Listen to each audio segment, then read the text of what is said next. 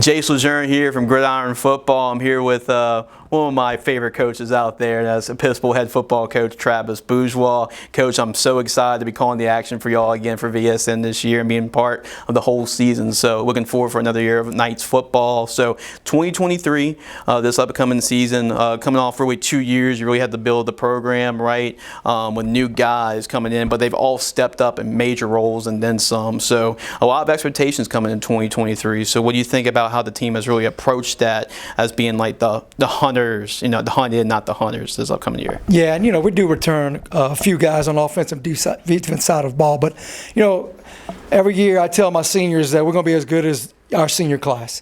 And last year, with Lewis Ward, all-time leading quarterback, team captain, Cale Buller, those guys were outstanding leaders. They led by example. They showed the younger guys. They were the most talented on the team, but they also were our best leaders. And that's what this year's team's got to do. If we're going to go places and we're going to be as good as we can be, we got to have leadership step up. We can't have 10 guys voicing their opinion. It's got to be a couple guys, and everybody's got to follow. So I think this year, we got the experience back. Outside of the quarterback position. So the main that I'm looking as a coach is I want to see leadership.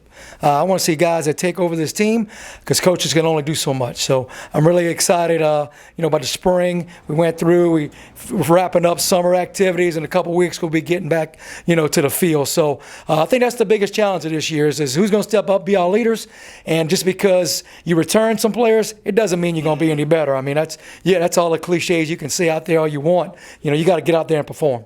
Oh, absolutely. That comes down to it, Coach. It's not easy when you have to replace a guy like you mentioned, Lewis Ward, who's been a program great for y'all. He's won a lot of games over his last couple of years. Now you have to replace him with a guy like Zach Q, who's very talented, but we haven't really seen a whole lot of him. So talk about working the offense with Zach and how he's really worked in that new role. Right. I mean, first of all, Zach physically can handle it.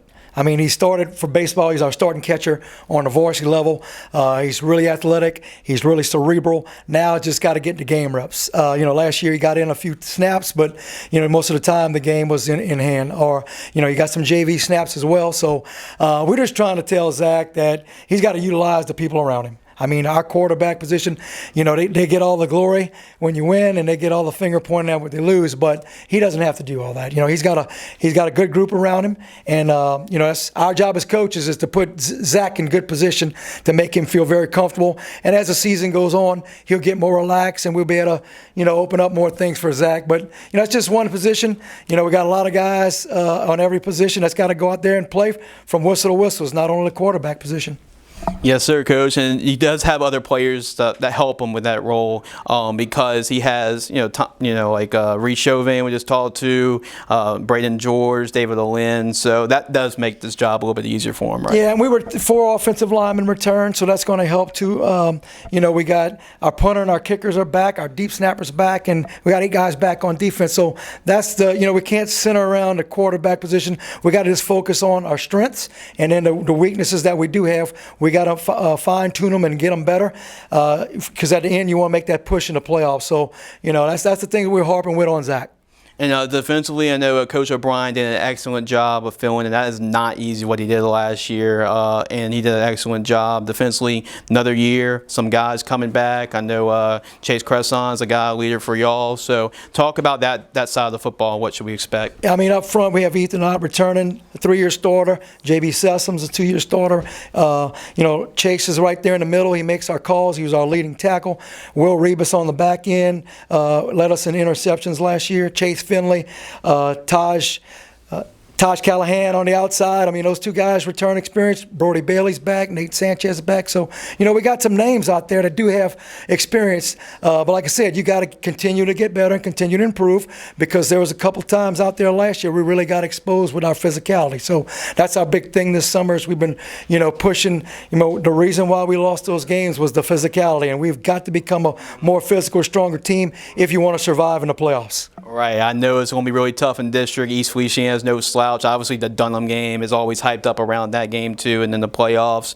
But really just the season in general, I mean, what you're able to do the last couple of years, y'all lost, maybe 2 regular season games the last 2 years, or it's been crazy what you're able to do in the regular season. So carrying that forward, why should Knights fans be excited this upcoming year? Yeah, I mean, that's the thing. We've always been able to get to that quarterfinal round. We just hadn't been able to get over that hump of the quarterfinal. So, it's an experienced team that they play with energy. That's what I like about them. They were young last year.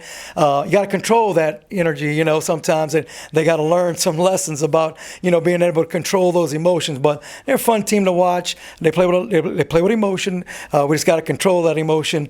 And hopefully, as a year, like I said, the big challenge is just because you're a year older doesn't mean you're going to be a year better. So that's what we've been hoping these guys this summer and leading into fall camp. And hopefully those guys can continue to work and continue to improve, because we got a challenging schedule ahead of us, but we're looking forward to it. And I will be remiss to end the interview, Jimmy Williams and the impact he's had on this community. Obviously, we had the 7-on-7 tournament just a couple weeks ago that y'all put on at Episcopal High School. And then talk about, I know Jimmy's number being retired, but also y'all actually get a chance for other players, get a chance to wear the number. So talk about that process and Jimmy still being represented in Episcopal today. Yeah, well, number 8 hasn't been worn since Jimmy's senior year at Episcopal.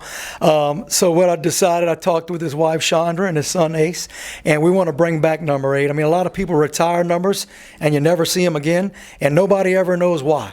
So instead of retiring his number, we want to, kind of do like the LSU number 18. We want to make that. We want to have the coaches decide on a guy that best fits the program in honor of Jimmy, not only on the field but off the field. And this year it's an offensive lineman. It's Will York. And the funny story about this is Will York, his dad is Will York as well, but he also coached Jimmy when Jimmy was in his 7th and 8th grade. So it's a good circle that is coming back. But so obviously Will cannot wear the number 8 because he's an offensive lineman, but we will recognize his number 8 on his jersey, and that's just something. So instead of that retired number just hanging up in a closet somewhere, now year in and year out, we can talk about number 8 and keep Jimmy's legacy around Episcopal and around South Louisiana. Absolutely, that's what it's all about. And I know today they're still playing for Jimmy Williams, and obviously another season. He's never going to be forgotten. His number's going to be everywhere. JW, on the football field. So the legacy, what he was able to prove on the football field, and just what he meant to so many people, that's never going to be forgotten. I know that for a fact. Coach, always a pleasure for you stopping by. Grand Football. Yes, sir. Looking forward to calling the season this upcoming year for VSN. Looking forward to the opportunity. So for more information on Episcopal, we're going to have our team previews, which will be on our website at gridironfootballusa.com. Make sure to go to the website to check out what Travis Bourgeois and the rest of the Knights are up and have in store for 2023 for this upcoming fall.